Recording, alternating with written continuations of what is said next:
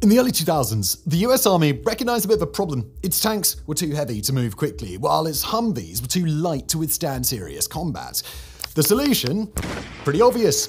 They'll make something in the middle. And that's where the subject of today's video, the Stryker, enters the picture. But the Stryker wasn't simply a new vehicle. It marked a revolutionary approach to mobility, protection, and digital warfare for the Army. Built under tight deadlines, deployed amidst controversy, and thrown into combat almost immediately, it represented a bold gamble using off-the-shelf technology during an era defined by insurgency and IED threats. And yet, the gamble paid off, for the most part.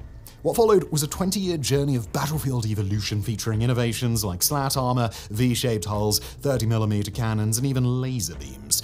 Today, the Stryker is not just surviving, it is evolving into an even stranger and more lethal machine. So, how did this humble, interim, bit-in-the-middle solution become a cornerstone of modern mechanized warfare? And what's next for America's armored middleweight? Well, let's find out, shall we? Just before we continue, a word from our legendary sponsor, and that is Ground News. Here's a headline you might have seen recently. Ukraine SBU hits Crimean bridge in new special operation. That's how Ukrainian outlets put it. But on the flip side, Russian state media framed it as a failed sabotage attempt by terrorists. Same event, radically different stories.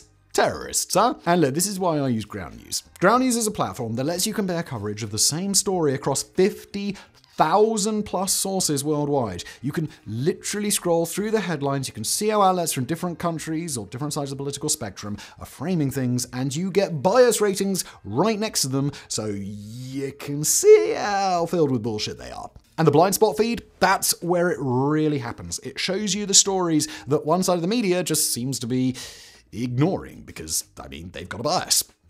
Look, I still check the usual sites, but I also now check what the other half sees, and Ground News makes that easy. Right now, you can get 40% off their Unlimited Vantage plan using the link ground.news/megaprojects. There's also a link below. That's $5 a month for actual perspective. It's totally worth it. I thoroughly recommend it. Yeah, link below, and back to today's video. Origins and developments. In the late 1990s, the US Army faced what can only be described as a Goldilocks problem. On the one hand, heavy armor like the Abrams and Bradley was super powerful, yet it deployed at an absolutely glacial pace.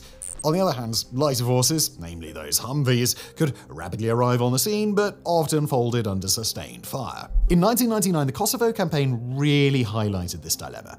Now, during that operation, US forces operating as part of KFOR, that's NATO's mission to aid the Kosovars, managed to sidestep a full-fledged conventional offensive against the remnants of Yugoslavia's central government. Instead, after a successful bombing campaign, they engaged in a purely peacekeeping role.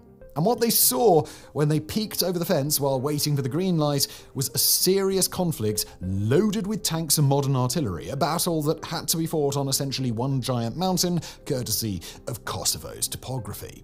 In other words, it was the exact type of conflict where their heavy assets would have been at their slowest and their lighter ones at their most vulnerable. Not good. Enter the picture General Eric Shinseki, Army Chief of Staff, who recognized the problem clearly and wasn't having any of that shit. He unveiled a new vision, a medium-weight, air-deployable unit built around a new platform, the Interim Armored Vehicle, or IAV. The goal? To equip a brigade so it could deploy anywhere within 96 hours maximum and still be capable of delivering some serious damage upon arrival. Now, to achieve this, the new vehicle had to combine the mobility of light infantry with enough firepower and armor to hold its own. Because there was such a pressing need and a glaring hole in US strategic capabilities, speed was the name of the game here, meaning an off-the-shelf solution had to be found. Fortunately, there was absolutely no shortage of suitable options at the time. By the year 2000, two frontrunners had emerged: General Dynamics' Canadian-built LAV-3 and United Defense's upgraded tracked M113. As the pictures you've seen of the Stryker so far make rather obvious, General Dynamics won out. And after that, there was controversy. United Defense, they cried foul, arguing that their tracked option was cheaper. The US Government Accountability Office investigated the matter, but ultimately sided with the Army, noting that the LAV-3 was faster, featured more modern technology, and offered a better upgrade path. With that issue resolved, General Dynamics was formally awarded the contract in November 2000, a deal worth $8 billion that required the delivery of over 2,100 vehicles. Now, at that point, to give their new vehicle an all-American identity, the Army rebranded it as the Stryker, in honor of two Medal of Honor recipients who shared the same surname. Stryker, by the way, just in case you're listening. For those $8 billion, each Stryker Brigade combat team, commonly known as SBCT, and the formal name eventually given to Shinseki's vision, was slated to receive about 300 vehicles in 10 mission-specific flavors. These included infantry carrier, recon, mortar, medical, anti-tank command, and even a 105mm mobile gun. The vehicles were designed to be able to roll off a C-130 right into combat, complete with onboard digital networks and satellite comms. And then, the skeptics emerged. Tank enthusiasts mocked the idea of an 8-wheeled battle taxi surviving in real combat, while others pointed out that the C-130 deployability was theoretical. They mockingly condescended, quote, "strip the armor, lighten the load, and maybe it'd fit." Nevertheless, the Army pressed on, and by 2002, Strykers were already rolling off the production line and being pushed into service, with the 1st SBCT, the 3rd Brigade, 2nd Infantry Division, being declared combat ready in 2003. And the timing of that could not have been better, because 2003 was the very year when the US and several allies invaded Iraq. There, the so-called interim vehicle would soon encounter real enemies, real IEDs, and also real doubt. Design and specifications. Okay then, so before we dig into discussing the Stryker's combat performance, it is worthwhile to first understand what a Stryker actually is. And that's what we'll do now. It's what you came here for, isn't it? Now, at first glance, it appears as nothing more than a large armored shoebox on wheels. Not as intimidating as a tank, certainly, but they're far more formidable than a Humvee. Combat loaded, it tips the scales at around 18 to 19 tons, fitting just within the Air Force's 19-ton threshold for the C-130 transport. Additionally, it stretches 6.95 meters in length and it's 2.72 meters wide. Power comes from a 350 horsepower Caterpillar diesel engine that can push it to about 100 kilometers per hour on roads and 80 kilometers an hour off-road. For an armored vehicle, that is pretty nippy, and that speed is key, as mobility can be its own protection. It's also something of a cross-country runner when it leaves the road, thanks to its 8x8 drivetrain, selectable all-wheel drive, central tire inflation, and run-flat tires, and honestly, it just sounds really fun.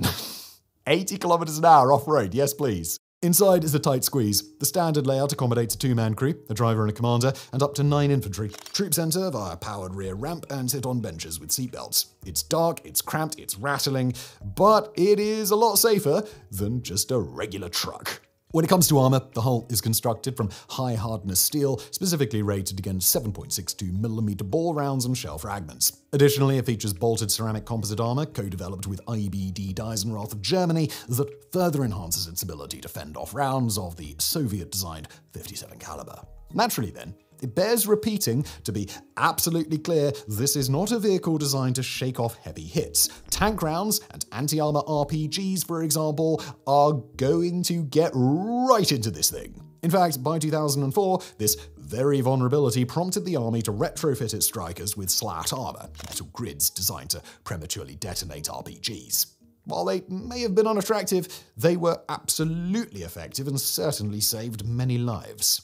Later, the notorious IED threat in Afghanistan led to the development of the Double V hull, or DVH. Introduced in 2011, the DVH shaped the underbelly much like that of a mine-resistant, ambush-protected vehicle, deflecting blast force away from the crew. Army data showed that this design significantly reduced casualties from roadside bombs, often allowing crews to walk away from impacts that would have otherwise been lethal. For their firepower, most Strykers mount a Protector M151 Remote Weapon Station, RWS, equipped with either an M250 cal machine gun or a 40mm Mk19 automatic grenade launcher. Operated from inside via screen and joystick, the RWS keeps gunners under armor and thus safe from snipers. Each weapon offers suppression out to around 2 kilometers, and in addition, the RWS can also field a 7.62mm MG as a little bonus. This is a modest compliment, to be sure, and certainly it's not exactly the Bradley's 25mm autocannon, a fact that many were quick to point out when the Stryker first rolled out. Initially, the Army's response to these complaints was, dude, it's not a tank hunter, chill. However, over time, they softened their stance. In recent years, many RWS systems have been upgraded to the, wait for it, Stryker Common Remotely Operated Weapon Station Javelin systems. Fortunately, they shortened that to Crow's J. As the name suggests, the system integrates Javelin missile launchers into the Stryker's loadout, granting it the ability to knock out tanks from 2.5 kilometers away, a game-changing improvement for a vehicle that previously lacked any real firepower against armor. Where the Stryker really shines, though, is with its electronic systems. From day one, this was designed as a digital node. Early models featured GPS navigation, the Force 21 Battle Command Brigade and below tracking system, and advanced radios, all working together to provide crews with real-time maps, exceptional battlefield awareness, and instant communication links with both headquarters and nearby vehicles. Over time, these systems only got better, with modern Strykers touting something called an in-vehicle network. To put it simply, this turns a Stryker into a battlefield Wi-Fi hub and data node, sharing feeds between platforms in real time. This capability enables rapid reactions to threats and helps avoid friendly fire situations, especially useful in close, chaotic fights. From ceramic armor and RPG cages to digital networks and javelin launchers, the Stryker has evolved into far more than the interim solution that it was once meant to be. It's not invincible. Of course, a heavy anti-tank missile or a large IED can still absolutely ruin its day. But for a wheeled platform, it offers a remarkable mix of mobility, survivability, and smarts. Fast enough to dodge trouble, tough enough to take a punch, and wide enough to keep its crew ahead of the fight, the Stryker gets the job done, or so it would appear. Anyway. Combat performance, Iraq and Afghanistan.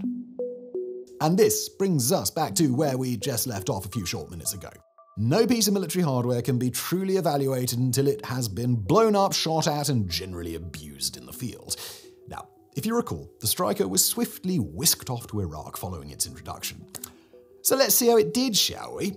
Well, the first Strykers arrived in October of 2003. That's just months after their initial fielding and only 7 months after the invasion began. Initial impressions, however, were positive. The Strykers were fast and quiet, allowing units to strike hard and reposition before insurgents could react.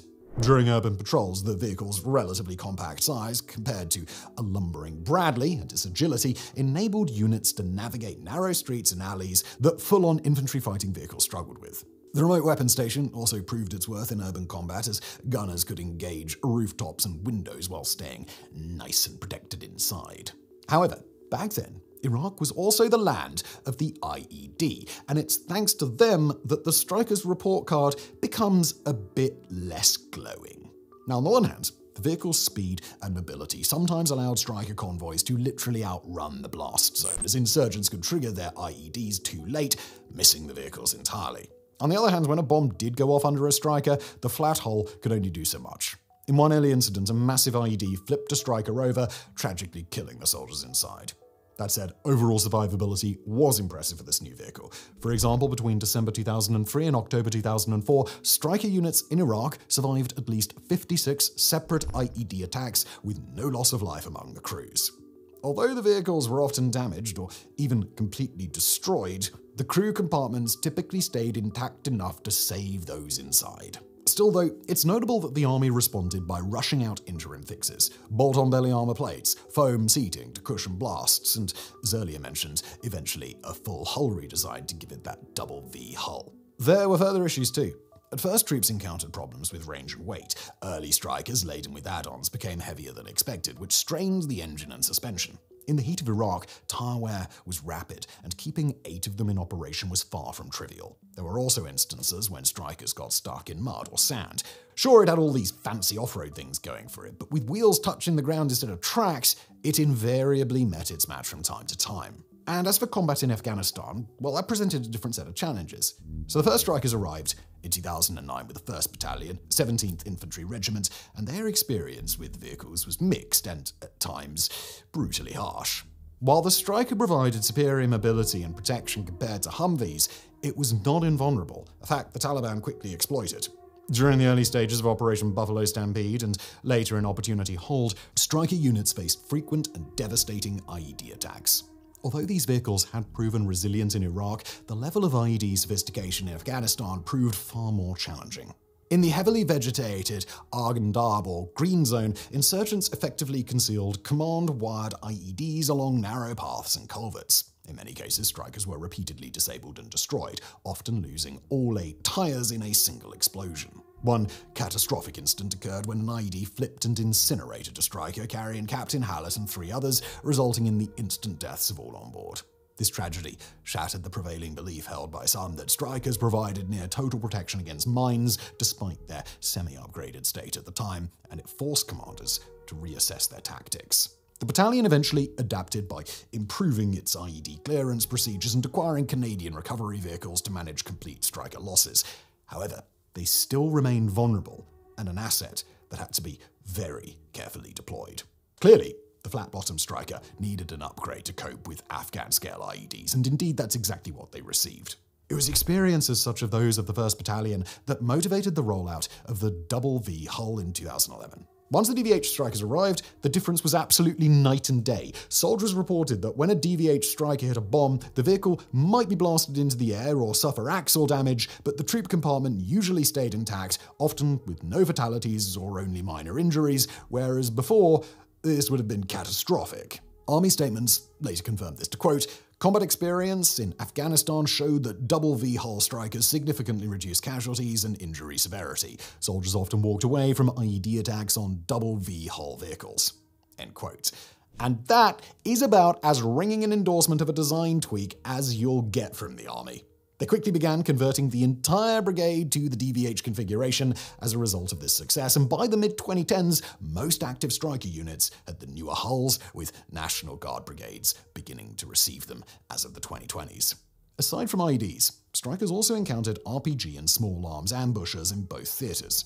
The slat armor that we previously discussed often saved the day against RPG-7s. Multiple after-action reports recalled an RPG hitting the cage, detonating, and the Stryker rolling on with only superficial damage, aside from a bent cage. Now, despite these life-saving benefits, troops developed a bit of a love-hate relationship with the cages. They loved them because they kept soldiers alive, but they hated that the cages added almost 3 feet to the vehicle's width, making it a geometric challenge to squeeze through narrow streets or maneuver between obstacles. Some crews improvised by removing sections or devising foldable portions. Eventually, the Army procured explosive reactive armor, or ERA, kits for Strykers, purchasing 289 of them in 2005. These kits involved mounting small explosive tiles on the Stryker sides to defeat RPGs without relying on the bulky cage. However, ERA on a thin-skinned vehicle presents its own challenges, chief among which is weight. For this reason, slat armor remains more common in Iraq, but by the time operations shifted to Afghanistan, the threat had moved significantly toward IEDs and long-range gunfire, so the focus there turned to underbelly protection, as we already discussed. In firefights, however, it was happy days. Strykers performed exactly as intended, serving as battle taxis that could transport infantry to the fight and support them with heavy machine gun fire. They are not infantry fighting vehicles designed to charge ahead alone. Instead, Stryker doctrine emphasized dismounting the infantry to engage while using the vehicles as a base of fire and maneuver. In practice, some clever uses emerged. Strykers provided out-of-cordon security with their weapons and thermal viewers, while troops cleared buildings. Their mobility allowed for quick repositioning to cut off enemy escape routes, and the loudspeaker systems on some Strykers were even used for psychological operations, blaring warnings, or in one case, blasting Metallica at the insurgents. The relatively smaller profile and quieter engine of the Stryker, compared to a Bradley or tank, also made it somewhat stealthier during night operations. On one occasion in Mosul, insurgents didn't realize a column of Strykers had moved into position down the street until illumination flares popped, and by then, it was too late. Also, maintenance-wise, combat taught some valuable lessons. The Stryker's 8-wheel suspension took a beating on IED-ridden and heavily pot-marked dirt roads, which meant that many wheels and axles had to be replaced under field conditions. Consequently, the Army soon learned to stock a substantial number of spare tires and spare parts. The vehicle systems, hydraulics, electronics, etc. proved quite reliable, achieving 96% operational readiness during its first Iraqi deployment, which is a high figure. Still, as with any new system, there were teething problems, and the Stryker was no exception. Early on, for example, there were software glitches in the comms and occasional malfunctions in the remote weapon station. Nonetheless, crews adapted quickly and developed a genuine affection for their Strykers. Many even credited the vehicle with saving their lives multiple times. By the end of the 2010s, Strykers had seen thousands of combat engagements and emerged with a nuanced report card. Sure, it had generally excellent mobility on the road and off-road too in all but the most dire terrain, which it stacks up with decent enough protection for its class, especially after upgrades, and sufficient firepower for low to mid-intensity fights. But still, vulnerability to heavier threats was always there.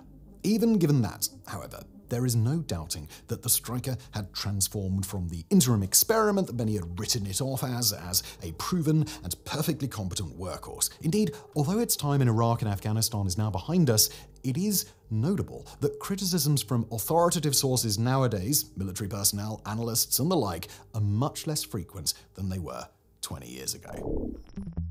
The Stryker family. Now, one of the smartest aspects of the Stryker program was designing not just one vehicle, but a whole family of them on a common chassis. The result was a modular fleet that shared engines, suspension, and drivability, which in turn simplified logistics, maintenance, and training across the board. Originally, 10 core variants were fielded, with the default version, the most numerous type, being the M1126 Infantry carrier vehicle.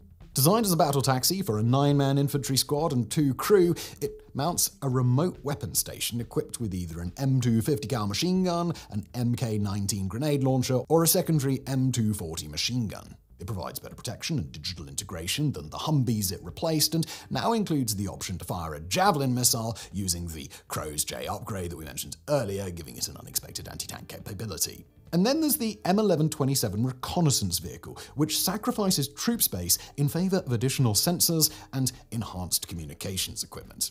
Its key feature is the mast-mounted LRAS-3 surveillance system, complete with thermal imaging, zoom optics, and a laser rangefinder. This configuration allows scouts to observe and designate targets from up to 10 kilometers away, though it retains the M1126's weapon station. The RV's true role is information gathering, acting as a forward observer and intelligence hub for the brigade. For delivering direct fire support, the M1128 mobile gun system was equipped with a 105mm tank cannon. Although it could theoretically destroy bunkers and penetrate defenses, it did suffer from recoil issues, a problematic autoloader, and poor survivability because it never received the double V hull upgrade. As a result, this vehicle turned out to be a bit of a damp squib, and only 142 were produced before the Army officially retired it in 2022. In contrast, the M1129 mortar carrier vehicle proved far more successful. It provides indirect fire support, featuring a 120mm mortar in a turntable mount inside the hull, as well as an 81 or 60mm dismountable mortar. Its computerized fire control system allows crews to rapidly conduct fire missions, supporting infantry units with high-angle fire. These vehicles were especially valuable in the mountainous environments of Afghanistan, where conventional artillery was just less accessible. Serving as the mobile headquarters, the M1130 command vehicle is equipped with extensive communications and control systems, including satellite communication and secure data links. Inside, officers coordinate brigade and battalion operations directly from the field. Externally, the vehicle's easily recognizable thanks to its multiple antennas. Although it too mounts a weapon station, with only a 50 cal or an M240, the armament is strictly for self-defense, as its primary purpose is to ensure effective battlefield coordination. Similarly, the M1131 fire support vehicle carries laser rangefinders, target designators, and battlefield observation equipment to direct artillery and air support. Often crewed by forward observers, the vehicle works in tandem with mortars and howitzers to deliver precision strikes. While it does carry either a 50 cal or a Mark 19 grenade launcher, like in the M1130, these are intended solely for self-defense. If these weapons are ever put to use, it indicates that something has gone wrong. Its true power lies in enabling other units to shoot with greater accuracy. The M1132 Engineer Squad vehicle is very hands-on, leading the charge through minefields and obstacle-laden routes. Outfitted with mine plows, rollers, and the capability to tow trailers, or an M58 mine-clearing line charge, it clears paths and marks safe lanes for the rest of the formation. It carries a full combat engineering squad, along with breaching tools, demolition charges, and marking gear. Because of its high-risk role, it was one of the first variants to receive upgraded armor and the double V hull. Then there's the M1133 medical evacuation vehicle, which transforms the Stryker into an armored ambulance. It can transport 6 wounded personnel on stretchers, along with a team of medics and life support gear. Used when helicopters can't fly, it drives directly into hot zones to retrieve casualties. Its only armament is a big red cross slapped on the side. Geneva Convention and all that. The M1134 anti-tank guided missile vehicle, as the name suggests, packs quite a punch. A bloody big set of teeth in the form of a towed-to launcher mounted on a pedestal with internal reloading and round storage. This launcher provides long-range anti-armor firepower capable of neutralizing tanks in fortified positions from up to 4 kilometers away. Ideally operating from ambush or standoff positions, the vehicle supplies essential overwatch against armored threats. Finally, the M1135 NBC recon vehicle fulfills the role of detecting chemical, biological, radiological, and nuclear agents. It's equipped with radiation sensors, chemical samplers, air collectors, and an overpressure filtration system to protect the crew. This vehicle has replaced the older M93 Fox and builds upon its capabilities with the addition of real-time digital reporting, which aids in identifying and marking contaminated areas. Ultimately, the Stryker's real strength lies not in what each vehicle does alone, but in what they do together. The M1127 spot targets, the M1131s guide precision strikes, the M1129s deliver the fire support, the M1132s breach obstacles, the M1126s spew infantry out to get stuck in, and the M1130 keeps them all talking while doing it. This is combined arms warfare, streamlined and compressed into a single family of platforms that look nearly identical, yet perform dramatically different roles. It's also worth noting that the US wasn't alone in adopting this modular approach. Nations like Germany and France have developed their own equivalents, such as the Boxer and the VBCI respectively, based on similar concepts. The future. Despite its origins as an interim vehicle, the Stryker has become one of the most adaptable platforms in the US Army infantry, and it isn't going anywhere anytime soon. What began as a quick fix has quietly evolved into a core component of the Army's force structure, with new variants and upgrades continuing to roll out well beyond anyone's initial expectations. The story didn't end with the original fleet, it simply kept moving forward. For example, the Stryker A1 upgrade, which began rolling out in 2017, provided the platform with a new lease on life. It replaced the 350 horsepower engine with the Caterpillar C9, delivering 450 horsepower, reinforced the suspension to handle over 60,000 pounds, and added a 910 amp alternator to support growing electrical demands.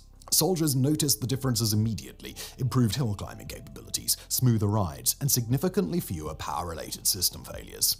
And then there's the M1296 Dragoon variant, created in 2018 as a response to threats posed by Russian IFVs. It replaced the 50 cal with a 30mm XM813 autocannon mounted in a remote turret, complemented by a coaxially mounted M240.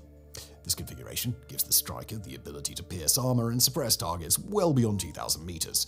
The variant was very well received, and following its initial rollout, the MCWS, or Medium Caliber Weapon System program, began equipping even more Strykers with various 30mm turrets. These upgrades effectively shifted the Stryker's role from that of an APC into a lighter version of an IFV. And speaking of potential engagements with Russian forces, another identified vulnerability was within tactical-level air defenses. Enter M-SHORAD, an air defense system jointly produced by General Dynamics, Leonardo DRS, and Raytheon. This system is capable of countering cruise missiles, UAVs, low-flying, high-speed fixed-wing aircraft, and helicopters. The US Army began procuring the M-SHORAD system in April 2021, and it's now being mounted on top of M1126 variants. And, well, why stop at missiles? The DM-SHORAD takes things a step further by incorporating a 50-kilowatt laser. Designed to fry drones, mortars, and incoming munitions, this laser system represents a serious leap in capabilities. Tested in 2021 and deployed experimentally in 2022, the laser-equipped Strykers continue to mature but already show enormous promise. Another key advantage: the cost per shot is nearly zero. A single gallon of diesel can power dozens of Zaps, in stark contrast to the significantly higher cost of using bullets and missiles to achieve the same effect, marking the system as a cost-effective answer to cheap drone swarms. And then there's the Terrestrial Layer System Brigade Combat Team variant, produced by Lockheed Martin, which transforms the Stryker into a mobile electronic warfare node. Outfitted with sensors, jammers, and signal intercept gear, these Strykers can locate, disrupt, and even spoof enemy communications and drone feeds. Although there isn't a wealth of information available about this variant, Lockheed Martin insists that it is indeed a reality, so, well, there you have it. The Army has also experimented with active protection systems like Iron Curtain and Strike Shield for Strykers. So far, integration has proven difficult due to size, weight, and safety concerns. However, the goal remains the same: to protect against anti-tank guided missiles and RPGs through automated interception. while tanks like the Abrams now field APS such as Trophy. The future for Stryker APS likely lies in lightweight, possibly laser-based options that are currently in development. For now, crews rely on situational awareness, maneuvers, and layers of armor and smoke. And then there's the Army's exploration of hybrid electric Strykers, which promise silent drive, lower heat signatures, and greater onboard power, ideal for energy-hungry systems like lasers, jammers, and command suites. Some Strykers may evolve into drone command vehicles or even operate unmanned platforms themselves. A robotic Stryker wingman that scouts ahead, draws fire, or deploys loitering munitions isn't as far-fetched as it sounds. Again, however, we don't know much about this one. The Stryker MCOT-M variant, as it's become known, MCOT-M in this case standing for Mission Command on the Move, was only unveiled publicly in October 2024, and General Dynamics really haven't told us very much about it. And that's about it for the Stryker. It was intended as a stopgap, a temporary fix, a placeholder until something better arrived. Yet more than 2 decades later, the Stryker remains in service, upgraded, upgunned, and more essential than ever. It has fought in deserts and mountains, survived ambushes and IEDs, and transported tens of thousands of troops into and out of combat zones around the world. Not bad for a wheeled box originally cobbled together from Canadian parts and political necessity. Sure, it ain't perfect. It's never going to be a tank, and it doesn't pretend to be one. But as the battlefield evolves, with drones, lasers, electronic warfare, and high-speed, low-cost threats, the Stryker adapts. It isn't just surviving the 21st century, it's evolving with it. And that's why, from battlefield taxi to digital death wagon, the Stryker might not be the flashiest vehicle in the Army's garage, but it could very well be the most versatile. As long as the world continues to throw new wars at America's doorstep, the Stryker will keep rolling. Thank you for watching.